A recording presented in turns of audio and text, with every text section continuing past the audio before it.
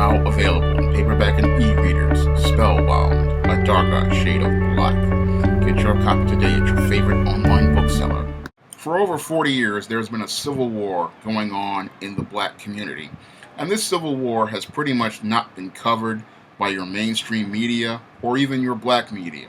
And the reason why this civil war has not been covered by your mainstream media or your black media is because this is not a war about property, neighborhoods, or any sort of economic assets. This civil war is a cultural civil war. And this civil war primarily is about which Afro-American culture will be the dominant culture in the eyes of white people. And the factions that are fighting in this civil war are too numerous to list, but I'll try to list quite a few of them. Starting with your pro-black, back to Africa, red, black, and green Negroes, your back to Egypt, Hotep Negroes, your thugs, your gang members, your hip-hop Negroes, your street Negroes, your pimps, your hustlers, your strong independent black women, your hood rats, your single moms, your career black women, your black conservatives, your black liberals, and the list goes on.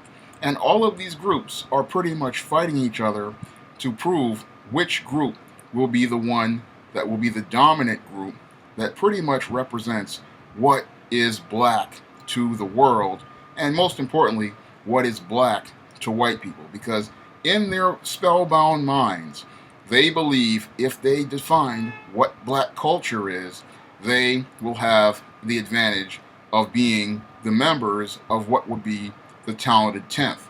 And this talented 10th group of Negroes would be the one that would set the standard for what black will be in America. This is what these Negro groups and Negro factions believe. And this is why these Negroes pretty much want to go to war with each other in this civil war. And in this civil war, they pretty much want everybody to agree with what their position is, what their idea of black is, and they believe that their black version of black should be the only version of black.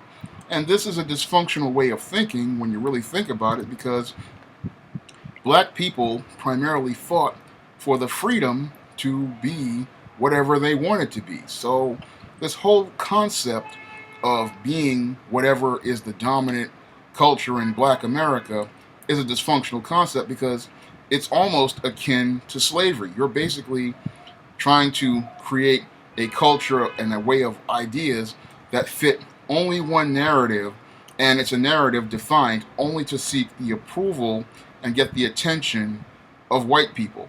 That's not what civil rights leaders were supposed to be fighting for.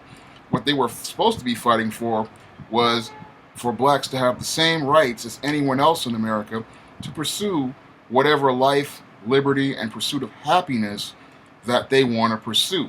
That's what's supposed to be guaranteed under the Constitution.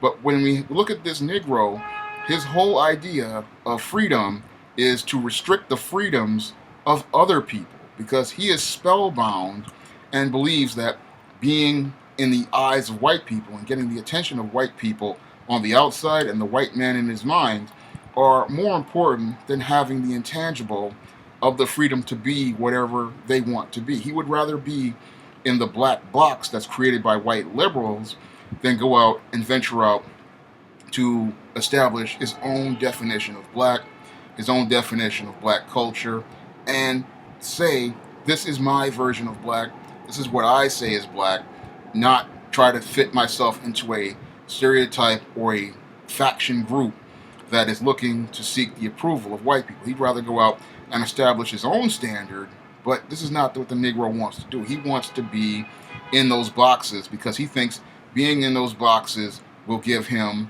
advantages with white people, and he will get the attention and approval of white people. However, what he's doing is giving away his power, because whenever you put yourself in a second best position, you will always get second best, because this is why the Negro is left behind, because his whole idea is that his culture is not important. His culture is not a priority.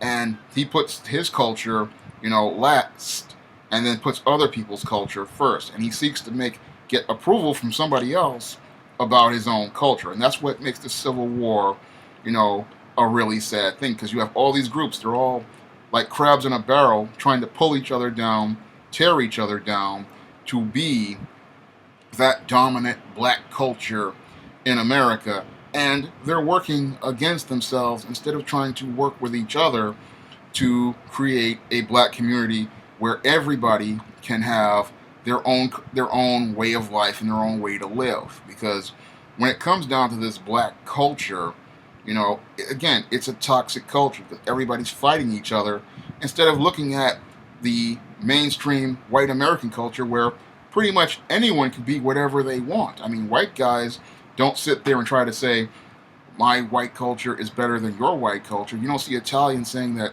we're going to be the dominant group in America. Or you don't see Jews saying we're going to be the dominant group in America. They put themselves first, and they're just Americans, and they're all accepted as Americans. But in the black community, you have all these groups, and they're all fighting each other instead of working together. And this is the big problem with this whole cultural civil war, because this cultural civil war is setting the black community back, because the time and resources we're taking to fight each other is time and resources we could be using to build up the black community. Unfortunately, the Afro-American Negro would rather fight each other because he's so spellbound in the whole idea of being number one in the white person's eyes, which is the imaginary white person's eyes, that he's not thinking about being number one in his own eyes. Because, again, as long as you see yourself as number two, the rest of the world is going to see you as second best. But you can't tell this to the Afro-American Negro male and the Afro-American Negro female. And they'd rather jockey in this whole cultural civil war, and this is what they would rather do, rather than go out and try to go and create a culture where everything, can fit. Because when I look at this Afro-American Negro culture, it's dysfunctional because, again, you have all these groups fighting each other, trying to be number one in Mr. Charlie's eyes, even though Mr. Charlie is not a real person. Because when it comes down to real white people, they have numerous cultures going on throughout the entire world. So the whole concept of winning the approval of a white person in being the dominant black culture, that's a whole ridiculous idea when you think about it, because you're not going to get the approval of a real white person. You may get the approval of an individual, but that doesn't really mean anything, because an individual in a country of people who have free expression, getting their approval is just like getting an opinion. That's an opinion. It doesn't really mean anything, and it doesn't matter, because you're supposed to value your own culture, and you're supposed to see all the aspects of it. Because when you see the black culture from a panoramic perspective, you can understand why it's so dysfunctional, because black people just don't value being black. They don't like being black. And again, they only want there to be one version of black. And there are many versions of black people, many ways of life for black culture.